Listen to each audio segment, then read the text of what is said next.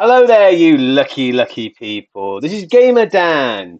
As promised, we're coming. This is the first, hopefully, of many videos where we're going to look back as a retrospective on classic games, contemporary games. Look not just at the game itself, its gameplay, play through all the secrets, but also what its place in the gaming context, what was happening at the time, and what can we learn for future games? What ripples did these games have on the market? To start us off, as promised, we're going to do the first game of the Bear and the Bird series, Banjo Kazooie. Excited. Now, as you can see, this is kind of an impromptu video, first of many, but it's a little bit slapdash. It's not going to be a formalized video. It's not going to be polite, or this is we're doing it raw. We're doing it live.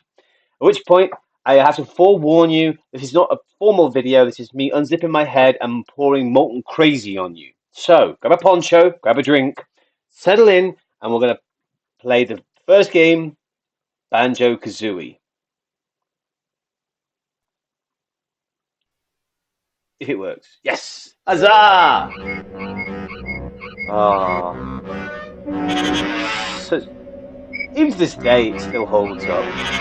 I've had such fun playing through these levels, and now I'm going to talk about them.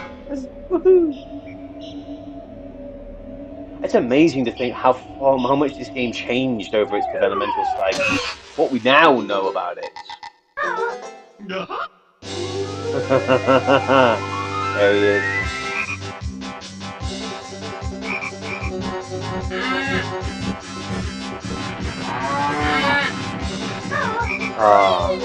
Such an effortless way to introduce the characters.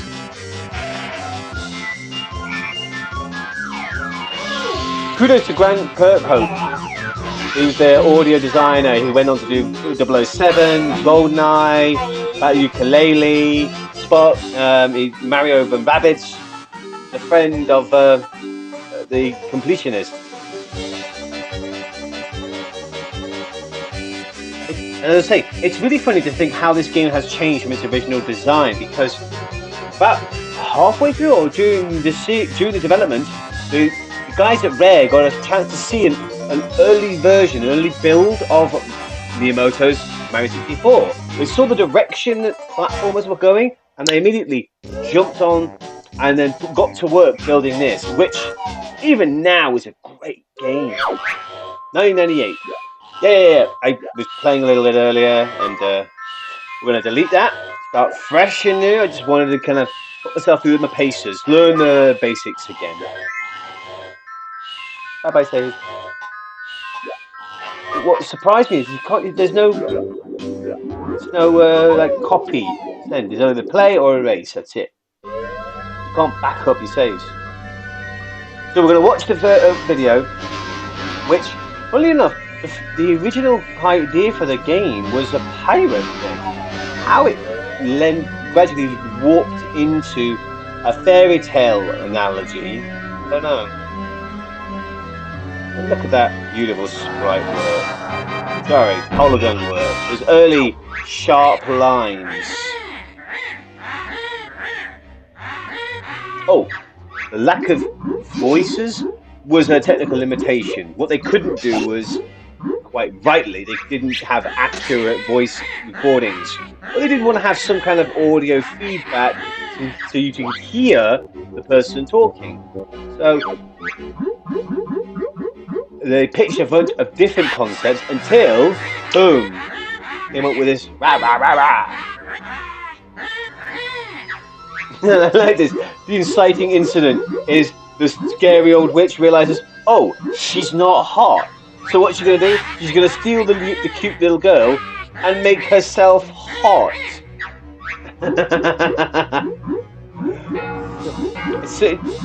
I think that's one of the things that really helped cement this game's popularity. It's very dry, tongue-in-cheek British humour. This is a very, very British game.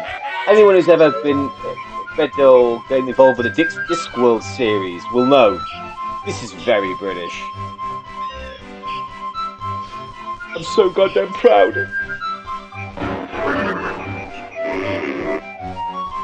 So, the unsung hero, Bottles, thank you.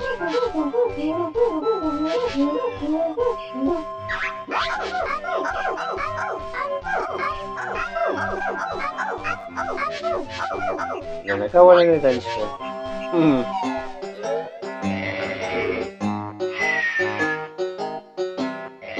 I remember when it first came out, there was criticism as to why Kazooie lived in the bag.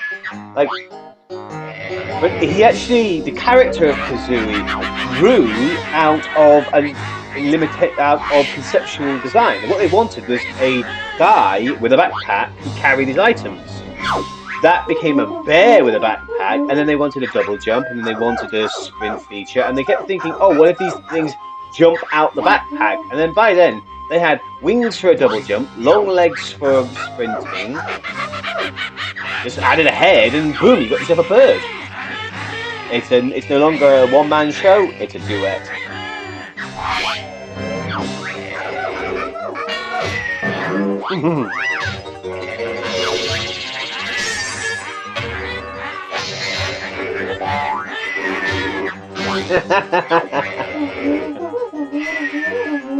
Oh no, she's gotta help. And the hero is just sleeping through it all.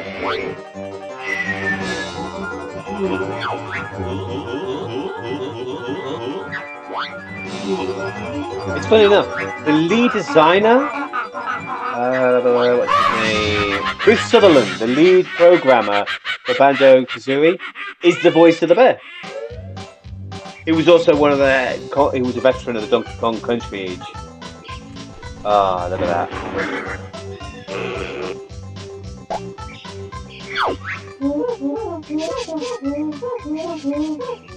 Fossils.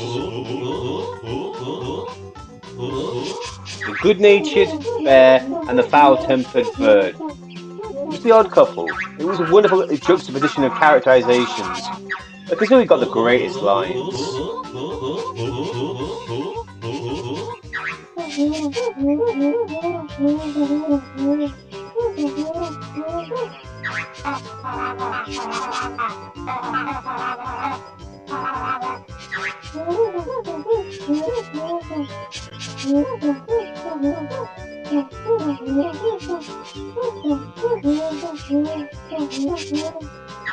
The training. I'm going to skip the training because we're not going to waste your time practicing all the moves. We're just going to get straight into the game. That said, I do need to pick up some of the items scattered around the world.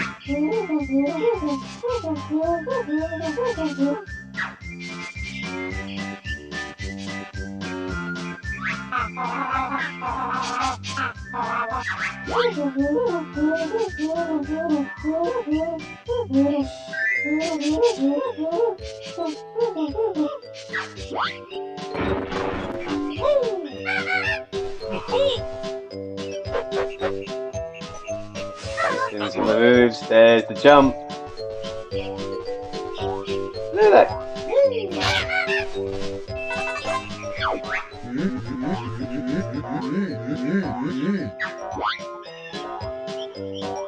Now, we had these giant engaging 3D worlds, but the camera system is still very rudimentary at this point in time. But in this early stage, there are plenty of these honeycombs.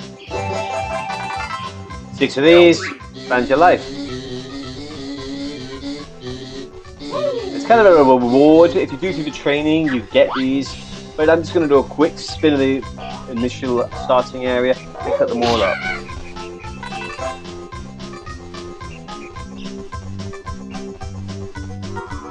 It's pretty impressive just to think how polished, how beautiful the guys up there got this game.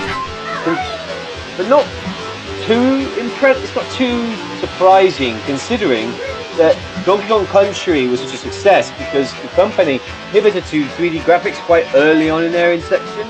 They made some earlier games for the NES. Battletoads, legendary. But they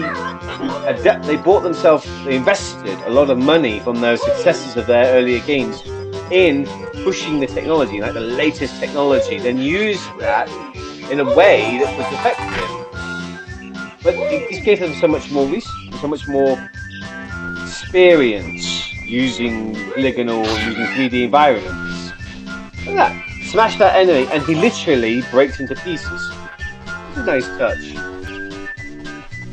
I do believe that some of these the touches would benefit of Kieran Connolly. Now, he was one of the junior programmers who was brought on when they realised that this is a much bigger project. The top 5 heads, as I recall, are Chris Sutherland is the head programmer. He was the guy in charge of it. Steve Mayles is one of the co-creators. Grant Kirkhope is the audio guy, the music guy, and just listening to this, it's nice.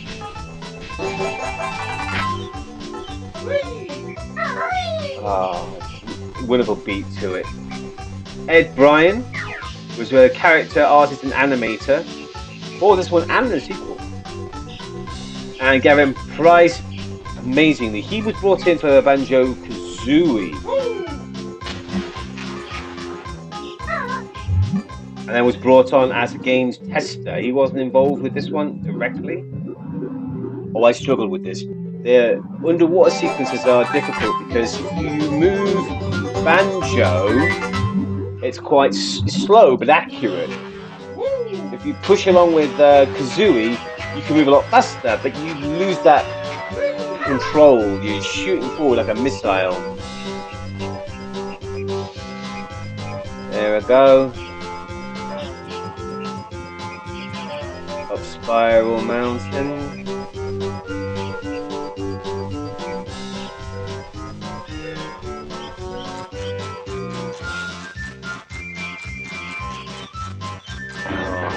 Lovely.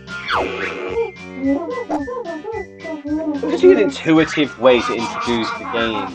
You give it a small playground, and that if you did go through and want to practice or at least learn the game mechanics, Bottles takes you through each one step by step and gives you a chance. And you get rewarded with all the pieces to flesh out your health bar. Yeah, it was done well. What am I doing here? Look at the eye animation. Kazooie pops his head out as I look around. And Kazooie taps his head. I don't recall where the first idle animation came from, but I do think that one of the first ones that really made it successful was Sonic. Him tapping his toes created a sense of haste, of urgency, which is perfectly in keeping with Sonic. But since then, most games have a simple idle animation. You fat hag! My brother will come and kick your butt.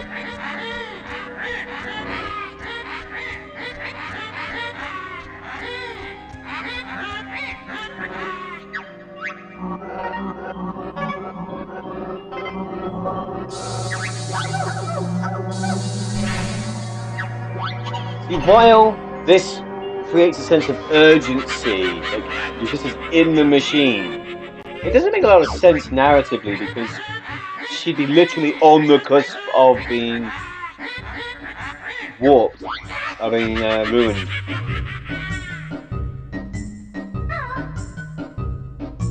So here I go. Now,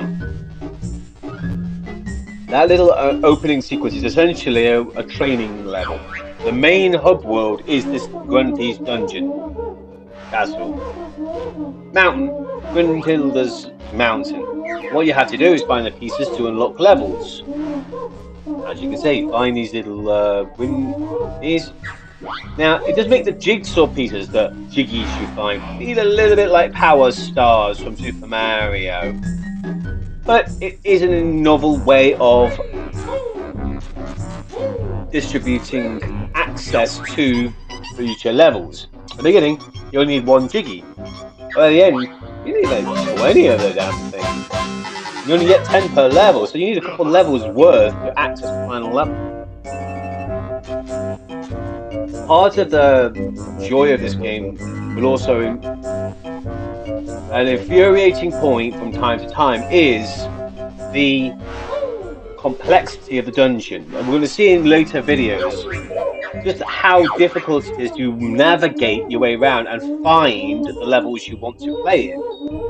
It does make it a little bit sweeter when you actually access them.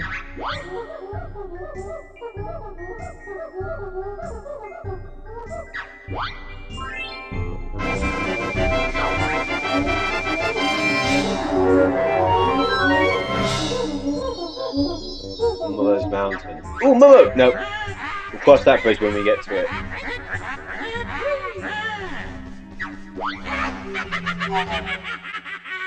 So, this game is essentially a collectathon. For those of you not sure, collectathon is either a platformer or a simple adventure game. But there's a whole mess of stuff that you need to collect. Just kind of says it on the tin, doesn't it?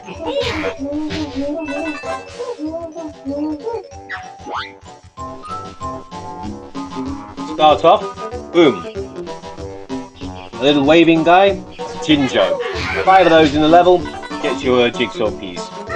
You saw, there you can see some musical notes. 100 of those, jigsaw piece. And each level is like this. It has a few repeating collectibles you have to find each one of. Now there are lots of level-specific challenges, level-specific puzzles, and a transformation. You find skulls that you give to. There he is. In the skull head, you can see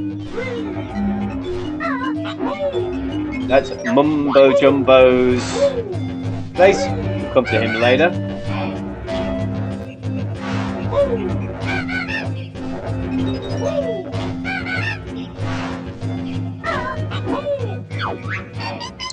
Boom.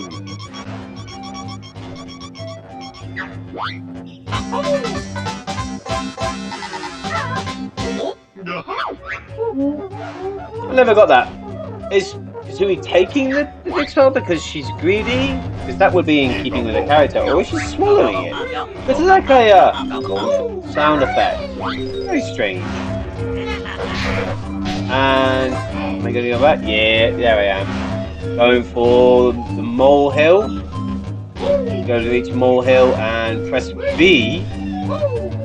It's context sensitive. If you press B, you've got the right place.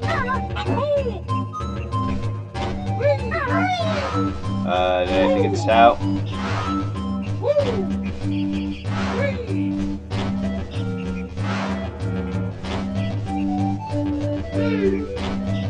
Oh no! I totally forgot! Yeah, there I am using A, thinking that's the correct button, but nope. Well, let's get some of those pieces.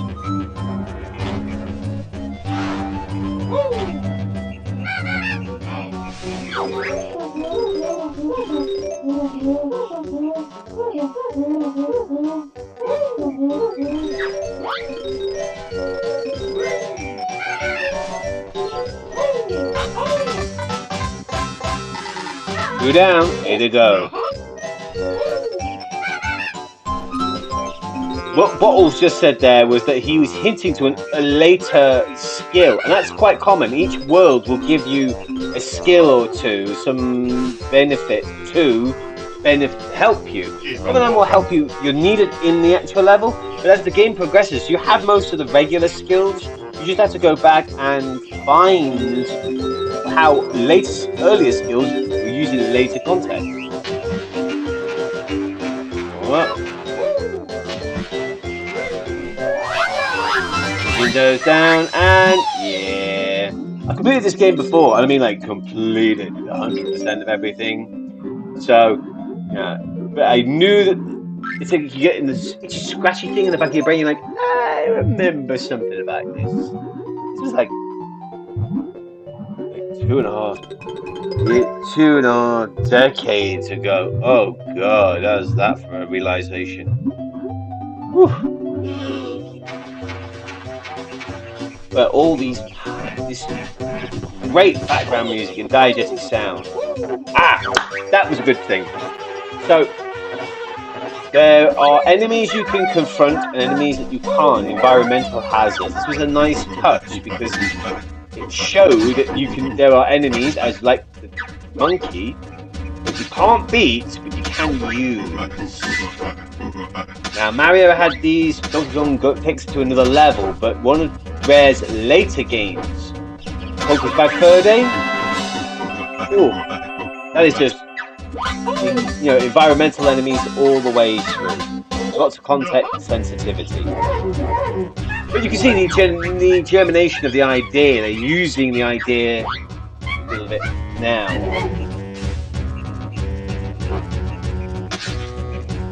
Runs, sweeps round. He asks for orange.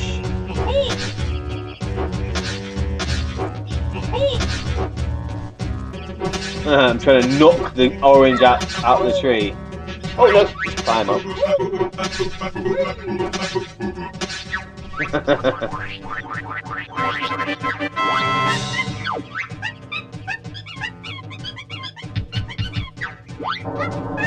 I mean, if there's anyone out there who doesn't get that the big one and the little one, Donkey and Diddy.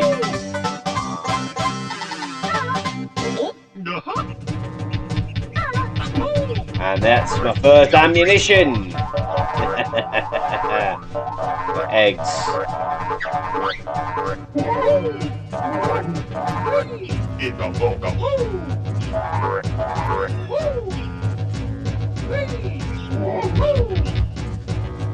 Can't do anything with it for the time being. I need a later item. Did I activate it properly? There we go! It's B, not A.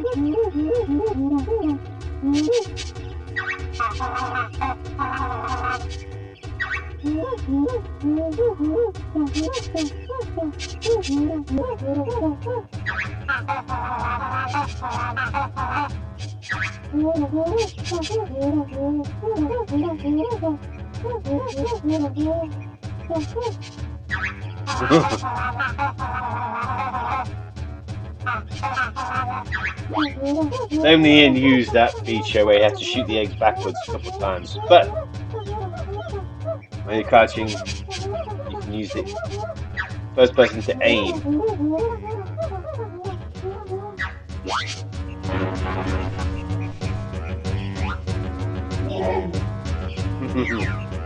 So obviously, I've just got this ability. I've just been given plenty of ammunition.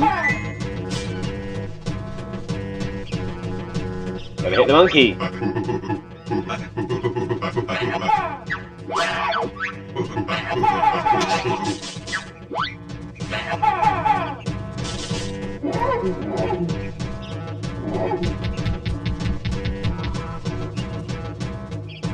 Not realising, of course, that the collision section on the game is time-based.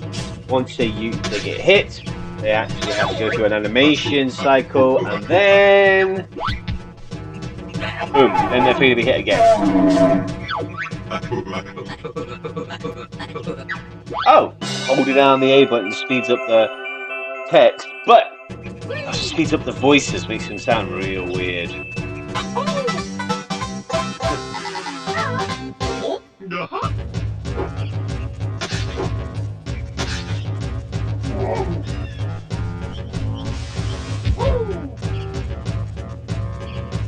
So you can see kind of little pieces of the earlier game that this would become Banjo Kazooie. It was called Project Dream, and it was based upon basically Monkey Island ripoff. It was a collectathon / adventure game where you were a young man against pirates, and the backpack was just so that you could store stuff or magic, the ability to do things.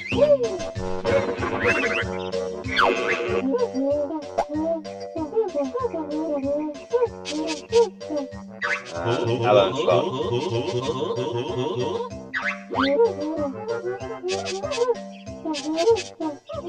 You realise I played this on a Nintendo Pro controller.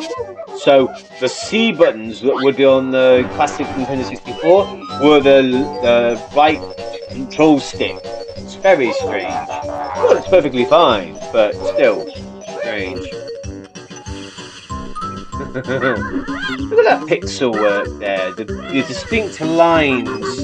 Not just the polygons, but the layering, the texturing. It added a little touch of moss that went down off the top.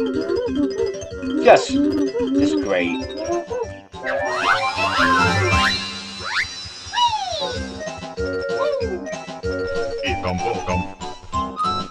Now, I do remember I was around when the first game came out. I bought it at the time. Hell, I remember reading about this game in Nintendo Power in England. The official Nintendo magazine in England, long before it came out. And it was really, really well done. But I do remember that Mumbo Jumbo was somewhat poorly received. Now, I know he's a fan favourite, you know he's a fan favourite, he is a fan favourite, he's great. Oh, that's a nice touch there. You see the artwork of their faces next to the health represent how strong or healthy they are. It's really, really impressively done. And later on you'll see when I get my ass handed to me. As the health goes down, they look more and more morose. Very clever. What am I doing? Oh yeah. Well, it's a giant thing spinning around with holes, and I just learnt the egg shoot ability, so it's gonna be this. I don't remember if there's a trick to do it backwards, just put the ball in the hole.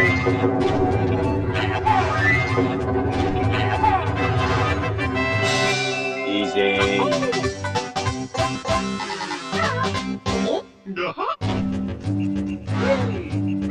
And back to the bottles.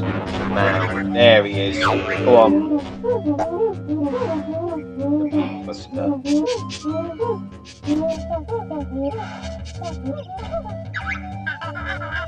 I don't know the sound of that. You're used to it in this girl, you're going to be using it a lot. Oh, see, that's a nice touch. There's nothing more I can teach you. Once you've completed everything, you've gotten everything, like, yeah, you're done. Forewarn you of it. It's a nice touch.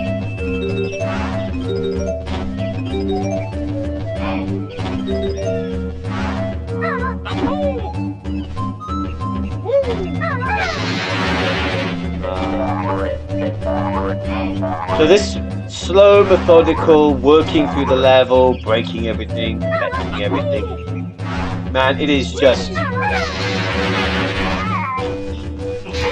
give it to my veins. I love these classic style collectathons. These are the games that I grew up on. So we're playing Banjo Kazooie, being able to enter this engaging, colourful world once again and do everything there. So good.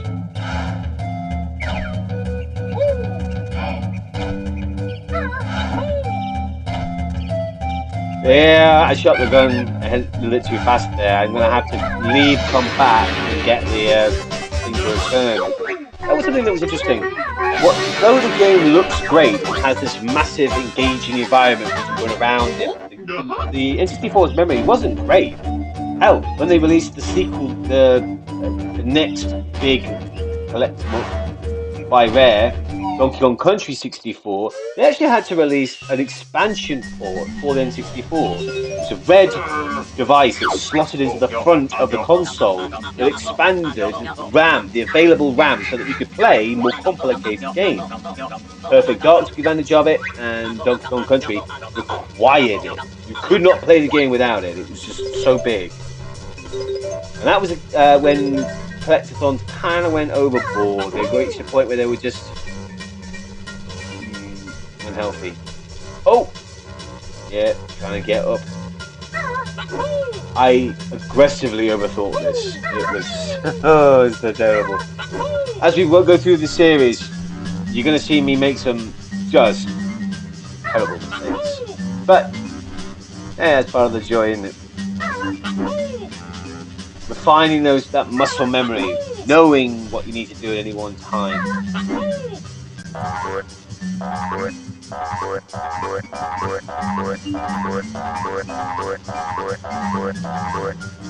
Oh, is that enough? Nope. Need to find another Mumbo Jumbo token. Anything behind it? No. Nothing around here. That's one of the better of the visual cues. Once you've cleared out an area, it's empty. So you know, hey, you've cleaned it out.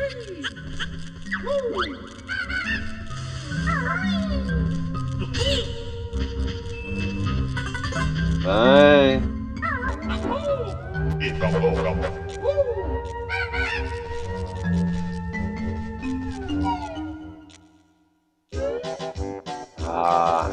Now I should have enough Mumbo tokens.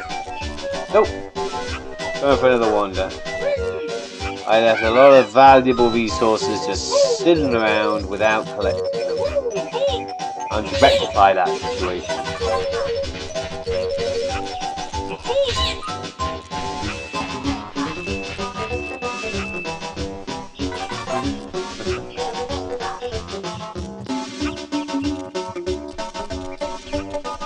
Now I'm looking for one more Jinjo. Ah, that's what I missed. And there he is! So, 27 more notes. And there's nowhere else for them to hide. I'm hungry. Hungry for Jinjos!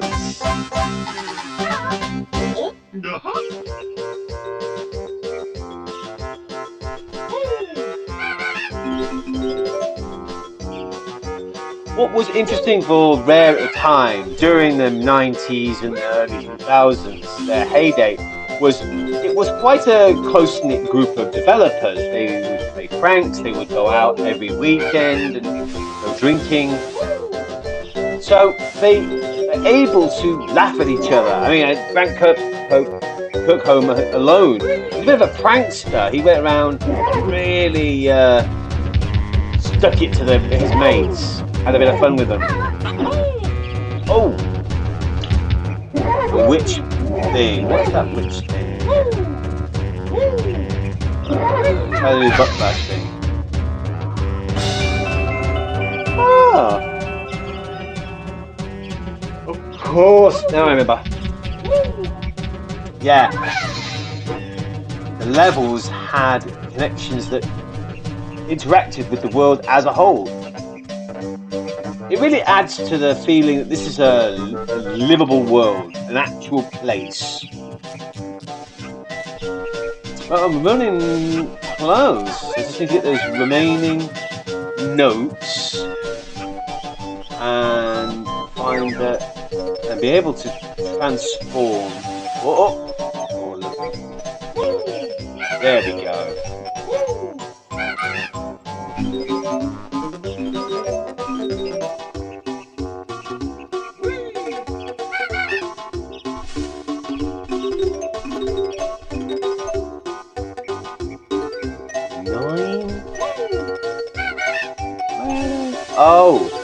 Oh, I know where they were.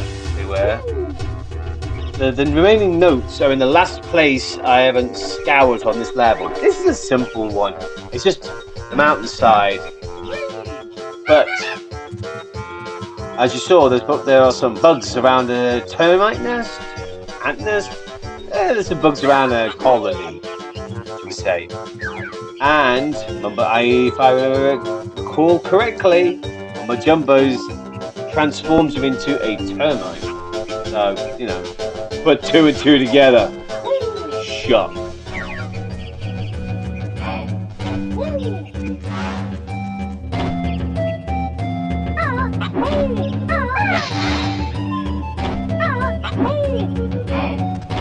Yeah, I have to come back to that.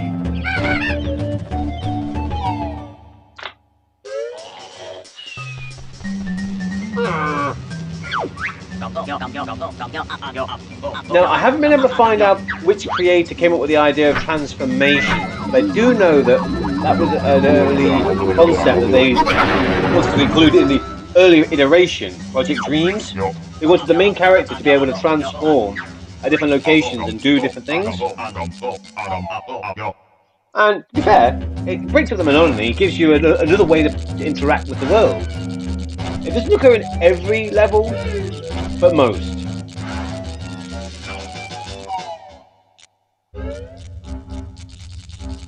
There he is, and Termite can grip.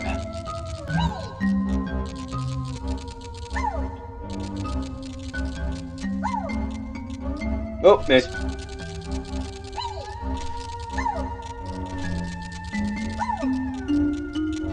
Oh, getting cocky.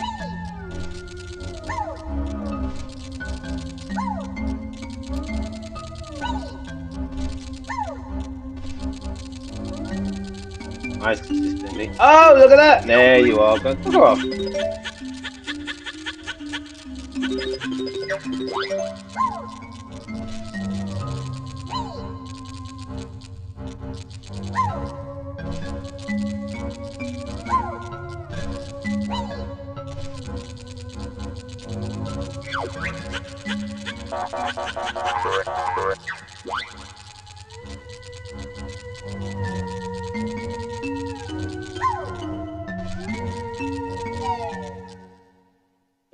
Now, at the top, gotta be careful because it's a pretty sheer side. I remember the first time I played it, I got cocky, fell off the edge, gotta go all the way back up again. Hey! There's all 10. This early video is a bit simple, but what we're gonna do is run back, transform, leave.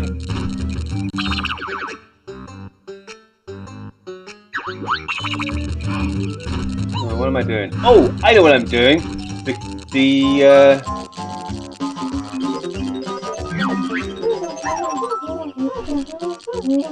I need that Jiggy that appeared in the outer world, in the main hub. So I'm going back for that.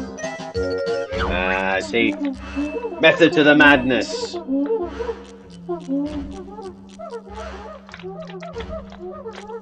Now this is a change that I actually think was quite beneficial in the later iterations. When Nintendo bought Rare, which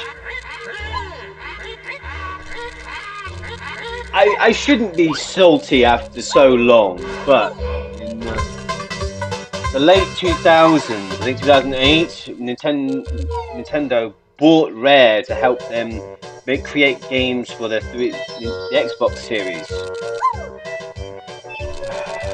Didn't go well, we say. Let's leave it at that. But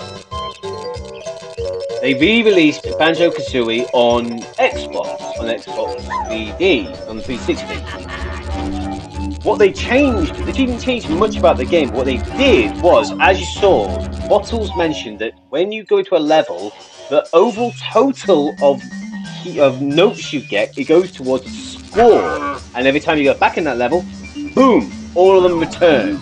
So you gotta collect, if you die or leave a level, come back, you gotta recollect them all. Very frustrating. But in the Xbox version, once you collect them, that's it. You permanently have them. So if you return to earlier levels, they don't reappear. Only the ones that are still missing are gone. See what I'm doing here? They're off. I got that position wrong. Wait for it. Speeding up. There we go. Nope.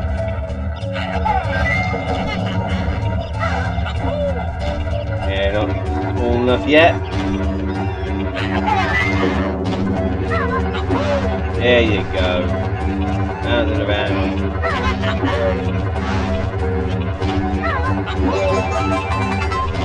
I think there's supposed to be 2 of these in every level, but I didn't see any. Yeah. With that, we'll leave this level. Now,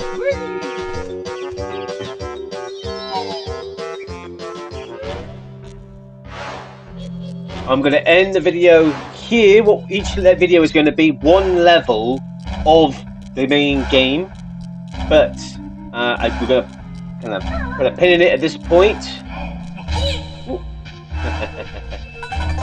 Just explosion, so effective.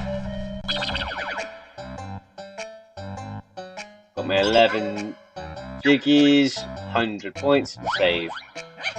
What's funny is that whenever you save the game and quit, boom, game over sequence. You lose canonically. Very strange. I will say, it did encourage me to go back and play it a little more. I didn't want to lose, so finishing the game was a loss. It did encourage me to continue playing. Well done. And no notes. Mumbo Jumbo coming along with a flower. Ah! Come back to his school, yeah?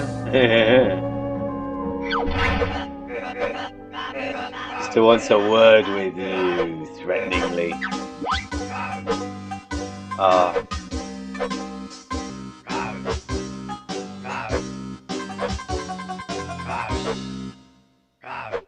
Also, the game is brilliant. As you can see, despite being very much a product of its time, it's in a Nintendo 64 game. It's very polygonal. It is gameplay is very, very simply, hey, look at the thing and find the thing. But it has so much personality, from Gruntilda believing herself so hot and being genuinely surprised that, oh, she's not considered the most attractive thing around, to kidnapping the main protagonist's little sister to steal her cuteness, to Mumbo Jumbo turning you into things, and the dynamic between, I personally think, the discussion between Bottles and Kazooie, that antagonistic relationship. Bottles is here to help, Kazoo wants to help, but both of them do not get along. Oh, it's good stuff. Good stuff. So, with that, and video 1 will be back for the next video where we're going through the next level. That's how we're going to play these things. I'm going to ramble, rant, and rave. You're going to watch the videos and hopefully like and subscribe. Oh, and any notes on all of this? Much appreciated. Peace.